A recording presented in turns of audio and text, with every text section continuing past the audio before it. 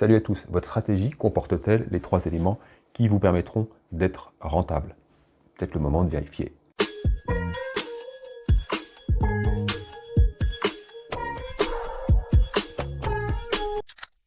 Ça peut prendre pas mal de temps avant de comprendre pourquoi on n'arrive pas à gagner alors qu'on pense faire les choses correctement et que peut-être même on fait bien les choses, on est systématique, on n'hésite pas et pourtant ça décolle pas. Eh bien ça vient peut-être du fait que votre stratégie n'est pas suffisamment bien bâtie, elle ne s'articule pas autour des 3 éléments indispensables pour qu'elle puisse vous permettre de dégager du bénéfice. Si c'est un problème auquel vous êtes confronté, alors aujourd'hui, eh bien, on va régler ce problème puisque je vais vous détailler les 3 éléments indispensables qui, selon moi, sont les facteurs qui permettent de devenir rentable à long terme, évidemment à partir du moment où vous allez correctement dérouler votre plan, à partir du moment où vous allez prendre confiance dans votre stratégie et vous allez pouvoir ne pas hésiter et devenir le trader systématique qu'il faut être pour envisager d'être rentable à long terme. Alors parmi ces 3 éléments, on va commencer donc par celui qui est en haut de la liste, c'est de fixer une perte raisonnable à chaque opération pour vous permettre de travailler sereinement, pour éviter toute pression émotionnelle. Il faut que ce montant soit raisonnable pour être tranquille. C'est quoi un montant de perte raisonnable? Eh bien, c'est certainement pas 20% de votre capital, hein, je l'ai déjà dit dans des précédentes vidéos, parce que les émotions vont se charger de prendre le contrôle du risque en vous amenant à trader davantage, trader plus vite, trader avec un montant plus important. Qu'est-ce que ça veut dire être raisonnable pour une perte? Eh bien, ça veut dire ne pas impacter votre capital d'une manière trop importante. Alors, c'est quoi le bon chiffre? Souvent, on me pose la question. Le bon pourcentage de perte maximum que vous pouvez vous autoriser sur une position, ça va être ce que vous êtes capable de générer lorsque vous faites un trade gagnant sans changer les conditions de votre stratégie. Ce ne sera pas compliqué pour vous de récupérer cette perte. Alors, qu'est-ce que c'est qu'une perte raisonnable? Eh bien, au-dessus de 10%, évidemment, vous allez vous retrouver dans des embêtements inévitables. Donc, ne prenez pas ce risque et restez dans quelque chose de raisonnable pour chaque position ouverte. Déterminer le montant maximum que vous ne dépasserez pas si jamais ça ne se passe pas comme prévu. Donc, premier élément indispensable, un contrôle permanent du risque avec une perte maximum qui est encadrée. Si ça se passe mal, vous ne perdrez pas plus que ce montant, qui doit être un pourcentage de votre capital, on l'a dit, raisonnable. Le deuxième élément d'une bonne stratégie de trading, c'est un taux de réussite positif stable pour vous donner un avantage statistique. Qu'est-ce que je veux dire par tout ça? Déjà, le taux de réussite, qu'est-ce que c'est? Eh bien, c'est le nombre de trades gagnants divisé par le nombre total d'opérations que vous avez réalisées. Vous multipliez par 100 et ça vous donne un taux. C'est hyper facile. Qu'est-ce que c'est qu'un taux de réussite positif? Pour moi, c'est simple, hein. Un taux de réussite positif, c'est quand on fait plus d'une opération sur 2 gagnantes, au-delà de 50%. Alors, qu'est-ce que j'entends maintenant par stable? Si vous faites un taux de réussite de 60% constaté sur un grand nombre d'opérations, il ne faut pas que ce 60% soit le résultat de phases par lesquelles vous passez à 90% de taux de réussite et par 30% de taux de réussite. C'est sûr que l'un plus l'autre divisé par 2, ça fait bien 60%, mais ça fait aussi un grand 8 émotionnel assez régulier. Et ça, franchement, c'est pas bon pour les résultats. Ce qu'il vous faut, c'est quelque chose de stable, quelque chose qui va, pour faire 60, passer par 55 et 65. Ça, c'est l'idéal.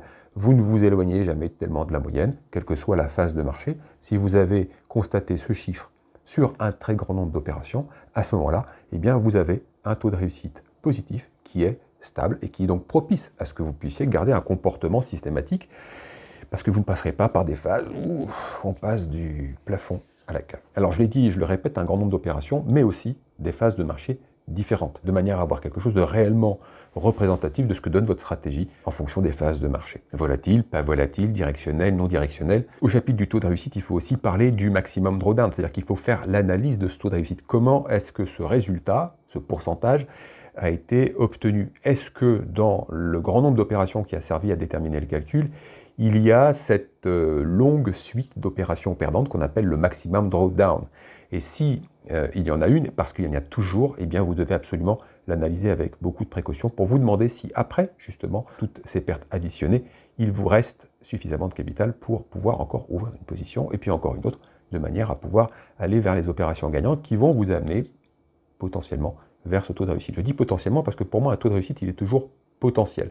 Évidemment, il y a d'abord le taux de réussite que vous avez constaté par rapport au backtest de votre stratégie ou par rapport aux opérations que vous avez débouclées, mais c'est toujours, encore une fois, potentiel, parce qu'en réalité, pour être 100% collé au taux de réussite, il faut être 100% du temps présent et surtout ne faire aucune erreur. Alors attention, faisons une petite mise au point tout de suite.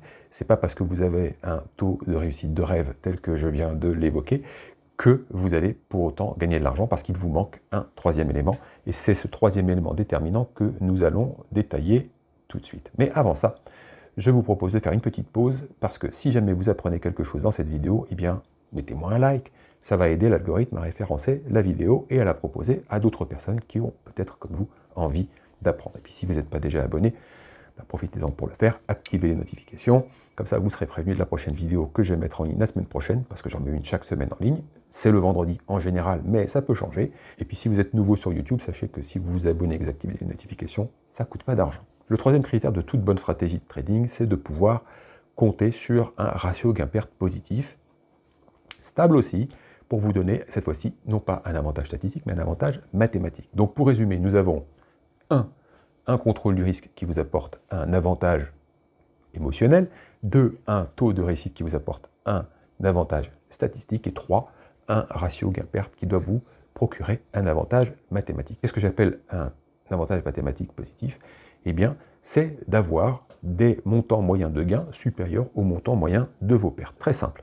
On mesure le ratio gain-perte généralement de la manière suivante. On dit 1 pour quelque chose, 1 de gain pour X de perte.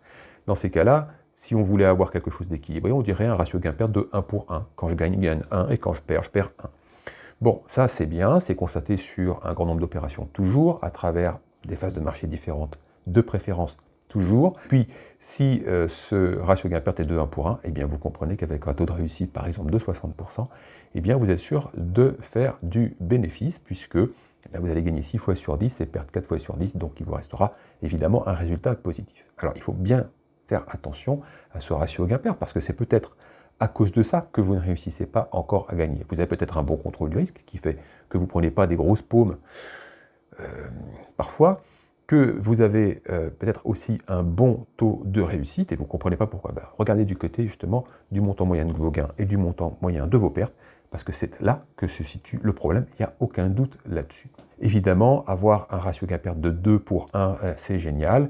Vous gagnez 2 quand vous gagnez, vous perdez 1 quand vous perdez. Si c'est en moyenne sur toutes les phases de marché avec un taux de réussite de 60%, il n'est pas très élevé. Et par contre, vos résultats ils sont au plafond. Si vous constatez que vos stratégies n'ont pas ces 3 éléments, apportez les modifications si vous le pouvez. Bon, évidemment, ça peut prendre des années avant d'arriver à mettre en place les bonnes stratégies. L'idéal, ça serait de pouvoir apprendre avec quelqu'un, mais aujourd'hui, à qui se fier, c'est bien compliqué.